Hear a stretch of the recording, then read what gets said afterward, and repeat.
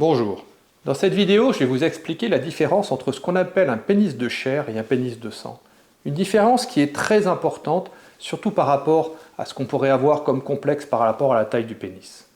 Je m'appelle Ronan Moal et je suis sexologue à Brest, où j'exerce maintenant depuis plus de 20 ans en cabinet et également en téléconsultation. Et tous les jours, je reçois des hommes et des femmes que j'aide à résoudre différents problèmes sexuels.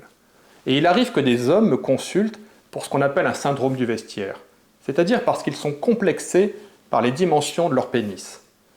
Et une des choses que je leur explique, c'est qu'il existe deux types de pénis.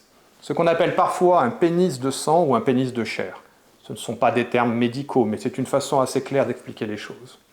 Un pénis de sang, c'est un pénis qui va être relativement petit au repos, mais qui va être très élastique et qui va pouvoir peut-être doubler, voire tripler de taille quand l'homme est en érection.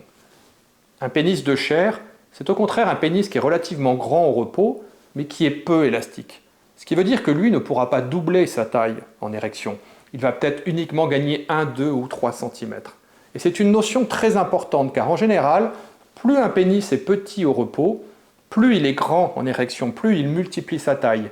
Alors qu'un pénis qui va être assez grand au repos, comme je le disais, augmentera peu de taille. Et c'est important parce qu'en général, nous ne voyons des sexes en érection que dans les films pornographiques. Dans les films pornographiques, où la taille du pénis est exceptionnelle. Un acteur porno avec un petit pénis, il aura déjà un pénis de 18 ou 19 cm de long, alors que la taille moyenne du pénis est d'environ 13,5 cm. Nous avons donc des repères qui sont complètement faussés. Les autres fois où on peut voir le sexe d'un autre homme, c'est plutôt au repos, au sport, sous la douche ou autre. Et là, la notion de pénis de chair ou de pénis de sang trouve toute sa place. Si ça se trouve, l'homme qui est à côté de vous a un sexe qui au repos est plus grand, mais en érection, vous pouvez avoir, vous, un sexe plus grand que le sien. Donc avant de développer des complexes, avant de vous inquiéter de la taille de votre pénis, pensez à cette notion, pénis de chair ou pénis de sang. Autre chose importante à comprendre, la taille du pénis n'intéresse en gros que les hommes. Ça n'a quasiment aucune place dans le plaisir féminin. Le vagin d'une femme au repos fait entre 7 et 9 cm de long. Ce qui veut dire qu'à partir du moment où un homme a un pénis de 9 cm en érection, il va complètement remplir le vagin de sa partenaire. Et si ce pénis fait 10, 12, 18 ou 20 cm, la femme n'aura pas plus de plaisir. C'est même plutôt le contraire, où il y a un moment où le fait d'étirer les tissus du vagin peut devenir désagréable, voire douloureux. Ce qui compte pour une femme, ce n'est pas la taille du pénis, c'est la façon dont l'homme fait l'amour. Ça va être la façon qu'il va avoir de se connecter à sa partenaire. Et il ne faut pas faire l'amour comme un homme si vous voulez faire plaisir à une femme. Il faut faire l'amour comme une femme l'aime. C'est-à-dire que pour un homme, souvent, faire l'amour est une performance. Il va penser taille du pénis, durée des rapports, nombre de fois, nombre de partenaires. Bref, il va penser en chiffres et en performance. Alors que pour une femme, faire l'amour est une expérience. Ça veut dire que l'ambiance, la façon de se comporter de l'homme, la variété, la fantaisie qu'il va amener, la capacité qu'il aura à se connecter à sa partenaire, compteront autant que la partie technique.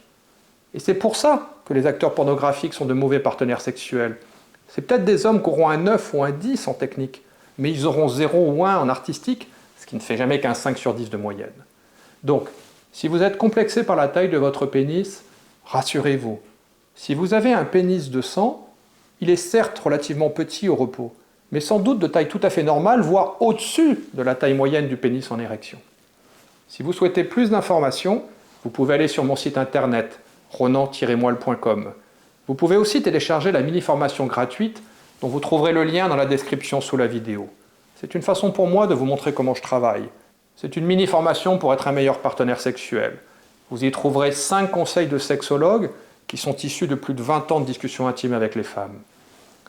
Une petite vidéo d'exercice pour apprendre à contrôler et à utiliser son périnée, un muscle très important dans la sexualité masculine. Et une petite séance d'hypnose qui vous permettra déjà de vous détendre et d'améliorer la confiance en vous que vous avez dans la sexualité. Vous pouvez aussi vous inscrire à ma newsletter grâce au lien que vous trouverez dans la description sous la vidéo et vous recevrez environ tous les 15 jours un email avec des conseils, des astuces ou des exercices pour devenir un meilleur partenaire sexuel, pour résoudre vos difficultés sexuelles et aussi pour mieux communiquer et réussir votre couple.